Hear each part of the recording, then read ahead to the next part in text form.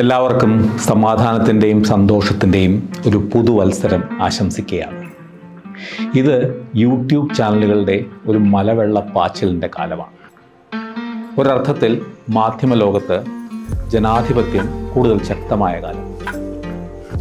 വിവര സാങ്കേതിക വിദ്യയുടെ സഹായത്തോടെ മൂലധനത്തിൻ്റെ നീരാളിപ്പിടുത്തത്തിൽ നിന്ന് മാധ്യമങ്ങൾ ഒരു പരിധിവരെയെങ്കിലും മോചിതമായ കാലം. എന്നാൽ ഇതിനൊരു മറുവശമുണ്ട്.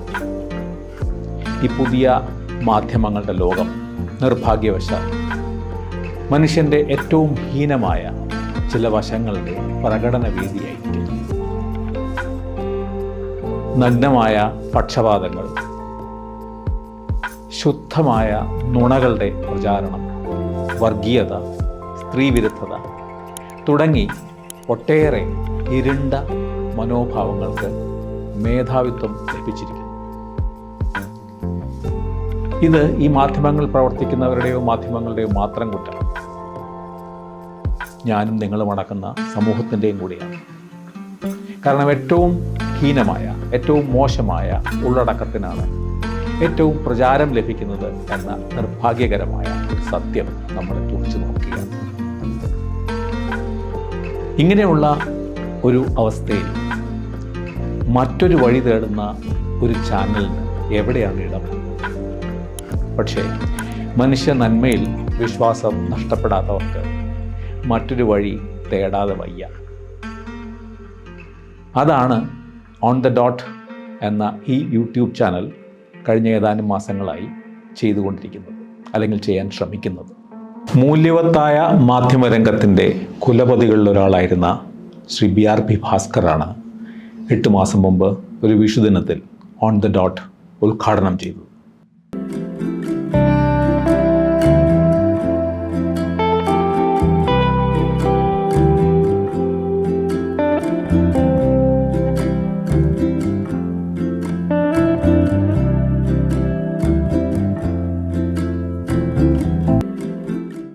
മലയാളത്തിലേക്ക് ഒരു പുതിയ മാധ്യമം കൂടി, ഓൺ ദി ഡോട്ട്. അദ്ദേഹം യശശരീരനായി കഴിഞ്ഞിരിക്കുന്നു. എങ്കിലും അദ്ദേഹം പുലർത്തിയ മാധ്യമ മൂല്യങ്ങളെ പിന്തുടരുക എന്നുള്ളത് ഓൺ ദ ഡോട്ടിൻ്റെ പ്രധാനപ്പെട്ട ഒരു ലക്ഷ്യവുമാണ്. മോശമായ വഴികളിലൊന്നും ചവിട്ടാതെ ജീവിതത്തിൻ്റെ ഭേദപ്പെട്ട മെച്ചപ്പെട്ട വശങ്ങളിലൂടെ യാത്ര ചെയ്യുകയാണ് ഓൺ ദ ഡോട്ടിൻ്റെ ലക്ഷ്യം.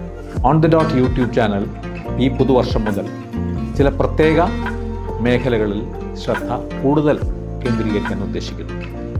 വിജ്ഞാനം, വിനോദം, വിവേകം എന്നിവ ഉൾക്കൊള്ളാനും പകർന്നു നൽകാനും ഉള്ള ഒരു ശ്രമത്തിലാണ് ഓൺ ദ ഡോട്ട് ശ്രമിക്കുന്നത്.